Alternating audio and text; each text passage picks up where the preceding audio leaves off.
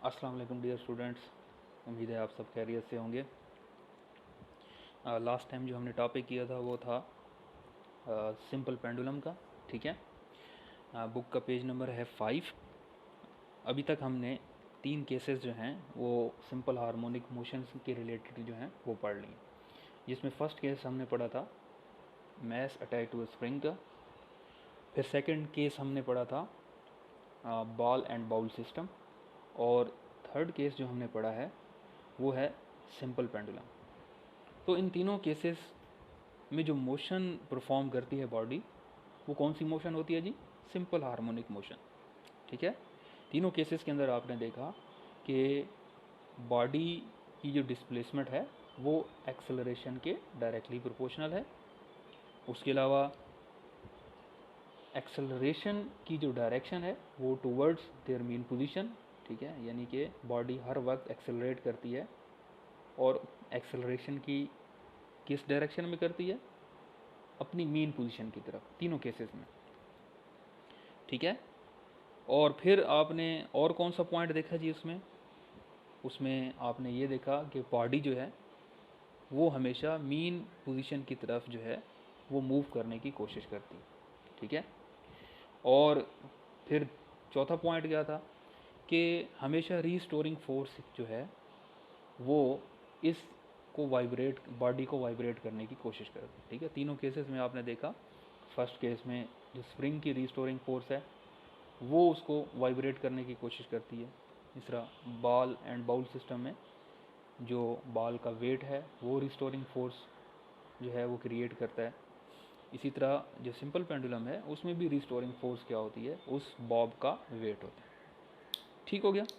सो ये जो 4-5 पॉइंट हैं, अब हम इनको ज़रा एक तरतीब से लिख लेते हैं सिंपल हार्मोनिक मोशन की, या आप इसको दूसरे वर्ड में ये कहें कि हम इसको समराइज़ कर लेते हैं, या इसको ऐसा भी कह देते हैं कि ये सिंपल हार्मोनिक मोशन बॉडी जो भी परफॉर्म कर रही होगी तो उसमें ये 4-5 करेक्टरिस्टिक्स जो हैं, खूबियाँ जो हैं वो होनी चाहिए। ठीक है, फीचर्स, ये फीचर्स होंगे तो इसका मतलब वो बॉडी जो है वो SHM परफॉर्म कर रही है, यानी सिंपल हार्मोनिक मोशन जो है वो परफॉर्म कर रही है। ओके जी, सो हम लिखते हैं जी फीचर्स।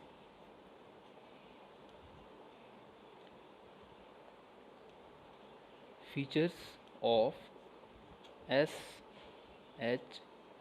ठीक है, यानी कि सिंपल हार्मोनिक मोशन के कौन से फीचर हैं। ओके जी, बुक का पेज नंबर 5 है, इसमें भी आप इसको साथ जो है बुक से भी क्लियर की आपने करना है। और ये बड़ा इम्पोर्टेंट जो है क्वेश्चन आता है पेपर में कि write the characteristics of simple harmonic motion, या write the properties of simple harmonic motion, और write the features of simple harmonic motion. तो इसमें देखें, फर्स्ट पॉइंट जो है, ठीक है, मैं जहाँ पे पॉइंट लिखूंगा और बुक से आपको पढ़ के एक्सप्लेन कर दूँ। A body executing simple harmonic motion is always vibrate about a fixed position। ठीक है, ये हमेशा वाइब्रेट करती है किसी भी फिक्स पोजीशन से। ठीक है, किसी एक फिक्स पोजीशन से मुराद क्या है आपके सामने? ठीक है, यानी कि मीन पोजीशन जो है, आप यूँ कह लें कि वहाँ से वो क्या करती है? वाइब्रेट करना शुरू करती है। ओके जी, second point, it accelerate or its acceleration is always directed towards the mean position. Okay जी, बिल्कुल सही कहा। ये कैरेक्टरिस्टिक्स हमने देखी है कि सिंपल हार्मोनिक मोशन में एक्सेलरेशन की जो डायरेक्शन है, ठीक है, सेकंड में एक्सेलरेशन की जो डायरेक्शन है वो हमेशा मीन पोजीशन की तरफ ही होती है। ठीक है, यहाँ पे मैं जस्ट नंबर लिख रहा हूँ और पॉइंट आपको बुक से पढ़ने होंगे और यहीं से मैं आपको समझा रहा हूँ। सो एक्सेलरेशन की डायरेक्शन हमेशा मीन पोजीशन की तरफ ही होती है। ठीक हो गया। ओके जी, आगे तीसरा पॉइंट क्या है जी? थर्ड पॉइंट में देखें, वो कहता है the magnitude of acceleration is always directly proportional to displacement, just like A is directly proportional to X. बिल्कुल सही है, ये चीज़ हमने प्रूव भी की। फ्रॉम द मीन पोजीशन, ठीक है, एक्सेलरेशन डायरेक्टली प्रोपोर्शनल है, डिस्प्लेसमेंट है किसके, डिस्प्लेसमेंट के, कहाँ से, फ्रॉम मीन पोजीशन, यानी जो मीन पोजीशन है उससे एक्सेलरेशन, डिस्प्लेसमेंट बढ़ती जाएगी तो एक्सेलरेशन भी बढ़ती जाएगी। ओके जी, यहाँ तक बात क्लियर है। फॉर एग्जांपल आगे page number 6, acceleration will be zero at mean position, ठीक है, while it will be maximum at extreme position, ठीक है। ये वही आप स्प्रिंग मैथ स्टैट व स्प्रिंग की बात कर लें बेशक। सो मीन पोजीशन पे वो कहता है कि एक्सेलरेशन जो है वो मिनिमम होती है, ठीक है। यूँ यूँ उसकी डिस्प्लेसमेंट बढ़ती जाती है, एक्सेलरेशन भी ऑफ कोर्स बढ़ती जाती है, ठीक है, A is proportional to X. तो एक्सट्रीम पोजीशन पे क्या होगा, जाहिर सी बात है एक्सट्रीम पोजीशन पे एक्सेलरेशन क्या हो जाएगी, मैक्सिमम, ठीक है। वही चीज़ वो यहाँ पे लिख रहा है कि एक्सेलरेशन जो है वो एक्सट्रीम पोजीशन पे मैक्सिमम होगी, जबकि मीन पोजीशन पे क्या है, यानी ये जो सेंट्रल पोजीशन है यहाँ पे एक्सेलरेशन की वैल्यू क्या होगी, वो ज़ीरो, या आप मिनिमम कह सकते हैं। Again number 4 point, its velocity is maximum at mean position, ठीक है, and zero at extreme position, ठीक है। सेकंड में वो क्या कह रहा है कि इस बॉडी की वेलोसिटी, जब बॉडी यहाँ पे पहुँच जाती है तो यहाँ पे क्या होती है, रुक जाती है, फिर वापस जाती है, इसका मतलब यहाँ पे वेलोसिटी क्या होगी, ज़ीरो, यानी मिनिमम होगी। और जब वापस आती है, चूँकि यहाँ पे इसके पास जो है रिस्टोरिंग फोर्स की वजह से वापस आती है और इनर्शिया की वजह से क्या होती है, ये आगे मूव कर जाती है। सो यहाँ पे इसकी वेलोसिटी क्या हो जाएगी, मैक्सिमम, और यहाँ पे इसकी वेलोसिटी क्या हो जाएगी, मिनिमम, ठीक है। एक्सट्रीम पोजीशन पे मिनिमम, और जो मीन पोजीशन है वहाँ पे उसकी वेलोसिटी जो है वो आप कह लें वो ज़ीरो हो जाए।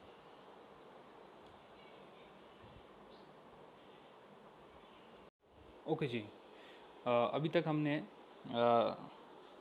इसके सारे पॉइंट जो हैं वो क्लियर कर लिए हैं कि इसकी जो वेलोसिटी होगी वो मैक्सिमम होगी मीन पोजीशन पे, ठीक है, और ज़ीरो होगी, जस्ट लाइक ज़ीरो होगी कहाँ पे, एक्सट्रीम पोजीशन पे, ठीक है।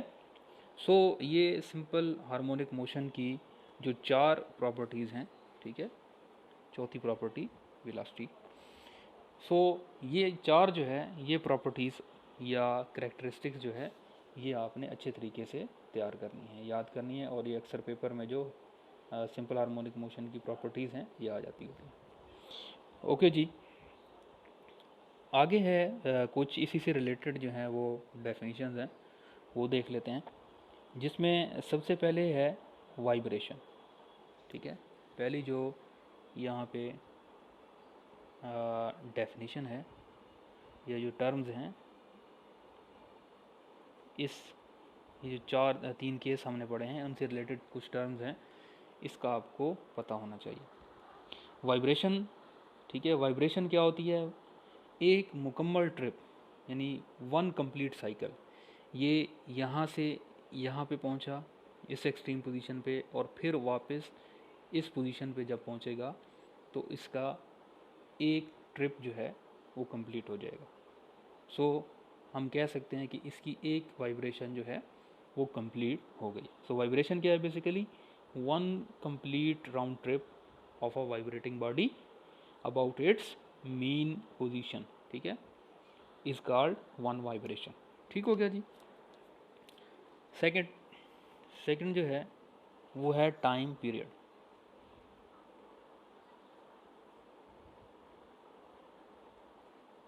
टाइम पीरियड क्या होता है जी, time to complete one vibration, यानी एक वाइब्रेशन कंप्लीट करने में उसको जितना भी टाइम लगता है, 1 सेकंड लगते हैं या 0.1 सेकंड लगते हैं, तो वो उस सिस्टम का टाइम पीरियड कहलाएगा, ठीक हो गया।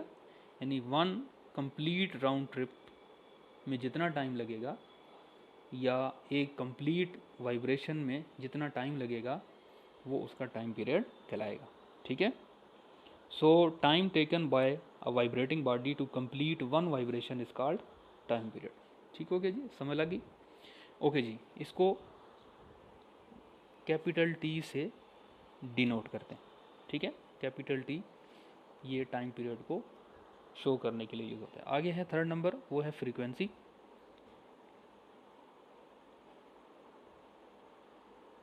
फ्रीक्वेंसी क्या होती है जी?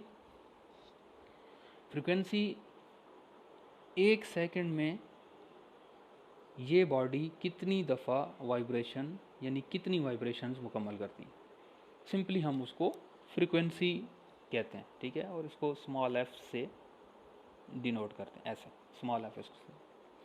सो फ्रीक्वेंसी क्या है कि 1 सेकंड में इस बॉडी ने कितनी वाइब्रेशन की है, यानी 1 सेकंड में कितने साइकिल या कितने ट्रिप्स इसने मुकम्मल की, ठीक है।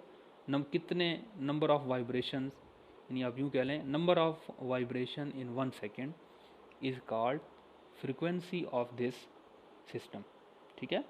तो फ्रीक्वेंसी क्या है? नंबर ऑफ वाइब्रेशन और cycles of a vibrating body in 1 second is called its frequency, ठीक है। और फ्रीक्वेंसी जो है हमेशा टाइम पीरियड का रेसिप्रोकल होता है, यानी ये उल्ट होता है।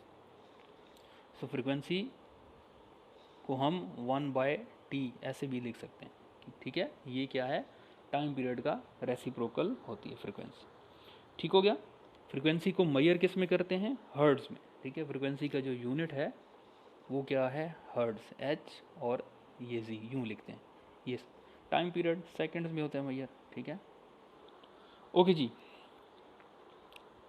नेक्स्ट जो है, नेक्स्ट आपके पास जो टर्म यूज़ होती है वो है एम्पलीट्यूड, ठीक है। फोर्थ वन जो टर्म है वो आपके पास क्या है जी? एम्पलीट्यूड। जी इसको देखते हैं, ये एम्पलीट्यूड क्या है?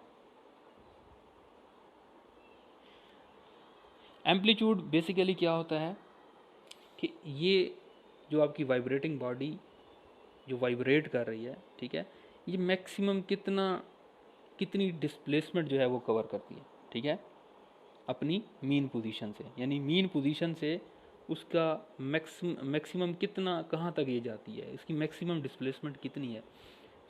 अगर यहाँ तक वो जाती है तो इसका मतलब ये इसकी जो डिस्प्लेसमेंट होगी इसको हम एम्पलीट्यूड कहेंगे, ठीक है। So amplitude is the maximum displacement of a body, कि मैक्सिमम उसने कितनी डिस्प्लेसमेंट कवर की है, वो मैक्सिमम डिस्प्लेसमेंट जो है उसका एम्पलीट्यूड कहलाती है, ठीक है। ये यहाँ पे इसकी मैक्सिमम यहाँ पे डिस्प्लेसमेंट एक्स नॉट है तो मैं कह दूंगा कि ये एक्स नॉट क्या है? इसका एम्पलीट्यूड है, ठीक है। सो एम्पलीट्यूड जो है आपके पास क्या होता है? Maximum displacement. सो डिस्प्लेसमेंट है यानी लेंथ है, तो एम्पलीट्यूड जो है वो आपके पास क्या होगी? मीटर के अंदर होगी, ठीक है। एम्पलीट्यूड जो है क्योंकि लेंथ है तो लेंथ आपको जो है मीटर के अंदर हम उसको मेजर करते हैं, तो इसका जो यूनिट आएगा वो मीटर में आएगा, ठीक हो गया जी। सो ये 4 जो इसमें टर्म्स हैं ये आपने अच्छे तरीके से तैयार करनी है, और जो हमने फीचर्स पढ़े हैं सिंपल हार्मोनिक मोशन के वो भी आपने अच्छे तरीके से पढ़ने हैं। इनको पढ़ना है, समझना है, और कोई क्वेश्चन आपको नहीं आएगा तो वो फिर आपने मुझसे पूछना भी, ठीक है। इसके रिलेटेड कोई भी क्वेश्चन हो तो वो आप मुझसे कर सकते हैं। अपना ख्याल रखिएगा जी। अल्लाह हाफिज़।